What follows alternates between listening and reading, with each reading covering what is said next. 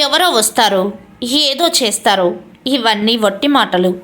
నీకోసం ఎవ్వరూ రారు, ఏదీ చెయ్యరు. నీకోసం నువ్వు అనుకున్నది నువ్వు చెయ్యి. అది ప్రయత్నమైనా పోరాటమైనా. ఓడిపోతే ప్రయత్నం చాలలేదు అంటారు, గెలిస్తే అదృష్టం కలిసి వచ్చింది అంటారు, ఆగిపోతే పిరికితనం అంటారు, దూసుకెళ్తే పొగరు అంటారు. లోకం మాటల కంటే నీ మీద నీకు ఉన్న నమ్మకమే గొప్పది మిత్రమా.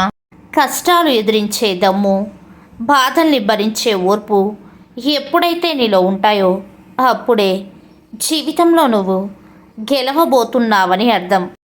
కృతజ్ఞత లేని మనుషులకు సహాయం చేయడం, విశ్వాసం లేని వాళ్ళతో స్నేహం చేయడం, నటించే బంధాలను కావాలనుకోవడం మన అమాయకత్వం మిత్రమా. జీవితంలో ఆనందాన్ని అందించే ఓ తలుపు మూసుకుంటే మరో తలుపు తెరుచుకుంటుంది. కానీ మనం మాత్రం ఆ మూసిన తలుపు వైపు చూస్తూ మన కోసం తెరిచిన తలుపును చూడకుండా వదిలేస్తాం. నీ చుట్టూ ఉన్న వాళ్ళందరూ నీ వాళ్ళే అని మోసపోకు.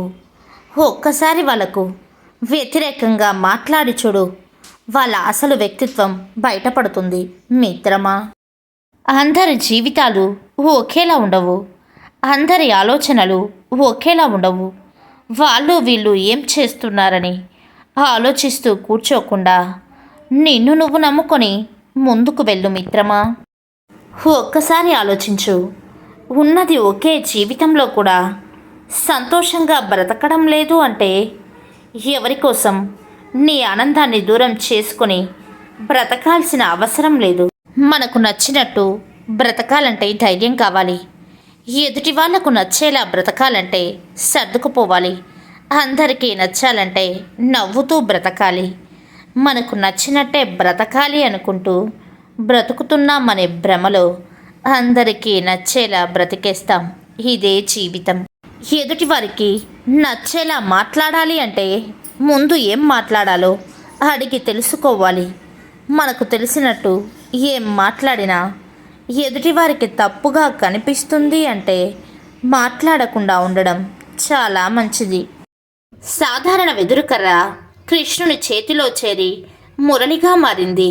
నువ్వు ఎంత సామాన్యుడివైనా పర్వాలేదు, నువ్వు చేసే పనిలో ప్రాణం పెడితే నీ జీవితం కూడా ఒక అద్భుతంగా మారుతుంది మిత్రమా. పిరికితనం గడ్డిపరకను చూసి కూడా భయపడుతుంది, కానీ ధైర్యం అగ్నిపర్వతం బద్దలైనా గంభీరంగా ఎదుర్కొని నిలబడుతుంది. నీ మనసును ఏదైతే తీవ్రంగా బాధిస్తుందో అదే నీ మార్పుకు ప్రధాన కారణమవుతుంది మిత్రమా.